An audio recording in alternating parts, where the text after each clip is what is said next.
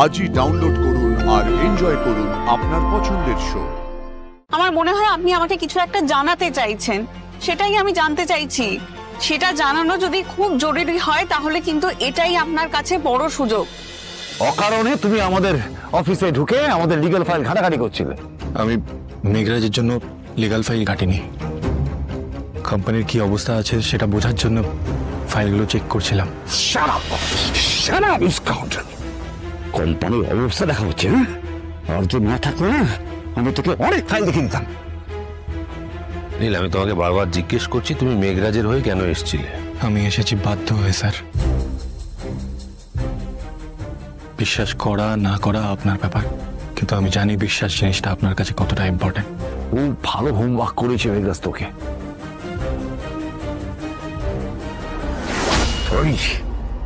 জানি তো না তোর বল বলে ভাই, সত্য কথা বল। কিঙ্কর, প্লিজ লিভ হিম। দেখো নীল, তোমার কাছে 2 মিনিট আছে, আমি তোমাকে 2 মিনিট দিলাম। 2 মিনিটে আমি যে প্রশ্নগুলো করেছি তার উত্তরটা তুমি বলে ফেলো। 2 মিনিট আছে কিন্তু তোমার হাতে। স্যার, আমি জানতে চেয়েছিলাম আপনি ঠিক না ভুল। তোমার কি এটাই শুধু উদ্দেশ্য ছিল, আমি ঠিক না ভুল সেটা জানা? টাকার ব্যাপারও ছিল। আমার বাড়িতে বাবা ঠাকুরদা সবাই ব্যারিস্টার ছিলেন। বাবা অল্প বয়সেই মারা যান, তাই মা হেল্পলেস হয়ে পড়েন। মা বাবার বিয়েটা বাবার ওয়েলদি ফ্যামিলি মেনে নিতে পারেনি, তাই ওই বাড়িতে আমাদের জায়গাও হয়নি। আমার মায়ের একটাই স্বপ্ন ছিল, আমি ল পড়ব, ব্যারিস্টার হব। ল তো পড়ি, কিন্তু তার চাইতে বেশি মায়ের সামর্থ্য ছিল না। কিছুদিনের মধ্যেই মায়ের ক্যান্সার ধরা পড়ে।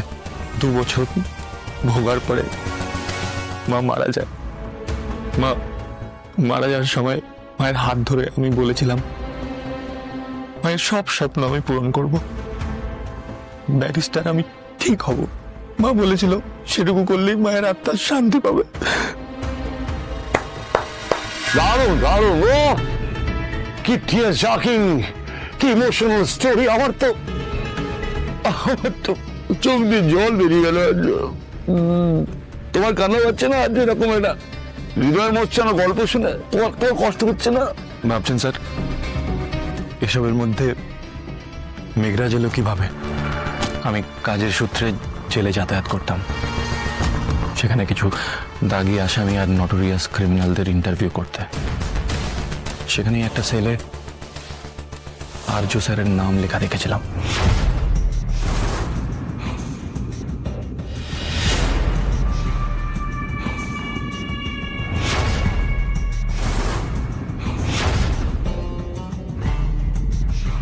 নীল, ফিউচার নিয়ে কিছু ভাবলে?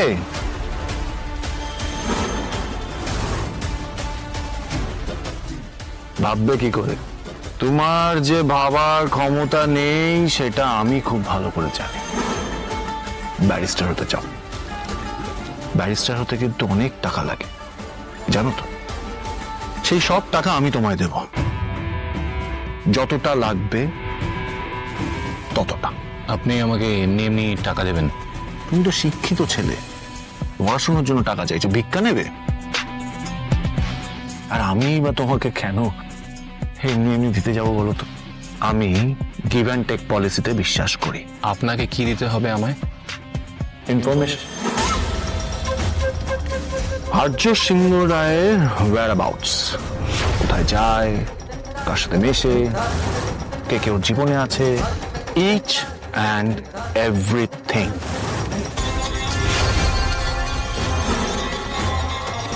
মেঘরাজ আমাকে যা কিছু বলেছিল ওতে আমি বিশ্বাস করেছিলাম, তাই এখানে এসেছি। আচ্ছা নীল, তুমি বলতে চাইছো এর বেশি আর কিছুই করনি তুমি মেঘরাজের হয়ে? না। তুমি যে এই কথাগুলো বললে আমার মনে হচ্ছে যে আমরা বিশ্বাস করছি। কি করলে বিশ্বাস করবেন আমি সেটা জানি না, কিন্তু এটাই সত্যি। আমি একটা জিনিস বুঝতে পারছি না, তুমি এসেছিলে মেঘরাজের কথায় মেঘরাজকে সাহায্য করতে, কিন্তু তুমি মেঘরাজকে কোনো সাহায্য করলে না, কারণটা কি? অপর্ণা। কে? অপর্ণার জন্য। অপর্ণার জন্য? অনেক কিছু আমি বুঝতে পারছি না, অনেক রহস্য। তবে এখন মনে হচ্ছে কিঙ্কর স্যারের কথাটা পুরোপুরি মিথ্যে নয়, কিছু তো একটা।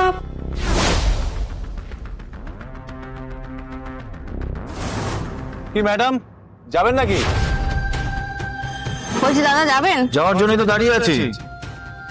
ইন্টারন্যাশনাল কলেজ অফ টেকনোলজিস, তাই তো? আপনি সেই লোক না যে আমাকে কলেজে সেদিনকার দিয়ে এসেছিল? বাবা, আপনার মনে আছে? এই প্রথমবার কেউ অটোওয়ালাকে মনে রেখেছে। যাই হোক, আপনার সেদিন পরীক্ষা কেমন হলো? ভালো হয়েছে তো? ভালোই হবে, কারণ আপনাকে দেখেই বোঝা যাচ্ছে যে আপনি খুব পড়াশুনো করেন, পড়াশোনায় খুব ভালো। যাই হোক, চলে আসুন, আপনাকে বাড়ি ছেড়ে দিই। কি হলো? আসুন।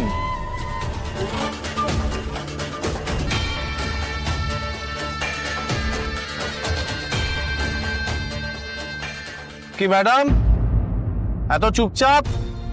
কিছু হয়েছে নাকি?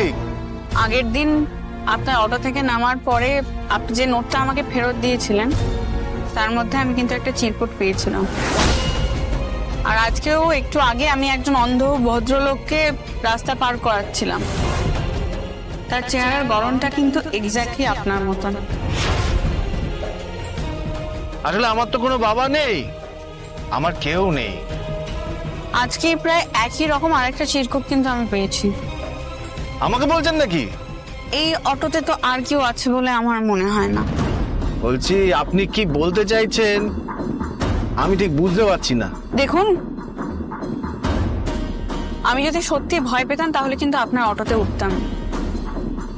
আমার এই হেয়ালিটার পছন্দ হচ্ছে না। আপনি আসলে কি চান? কেন করছেন এসব? প্লিজ আমাকে উত্তর দিন, কেন করছেন? আমি সত্যিটা জানতে চাই শুধু। দেখুন, আমি কিন্তু এখনো ভয় পাচ্ছি না, কারণ আমার মনে হয় আপনি আমার কোনো ক্ষতি করবেন না। আমার মনে হয় আপনি আমাকে কিছু একটা জানাতে চাইছেন, সেটাই আমি জানতে চাইছি। সেটা জানানো যদি খুব জরুরি হয় তাহলে কিন্তু এটাই আপনার কাছে বড় সুযোগ। আপনি বলুন প্লিজ, কি জানাতে চাইছেন আমাকে? প্লিজ বলুন, উত্তর দিন।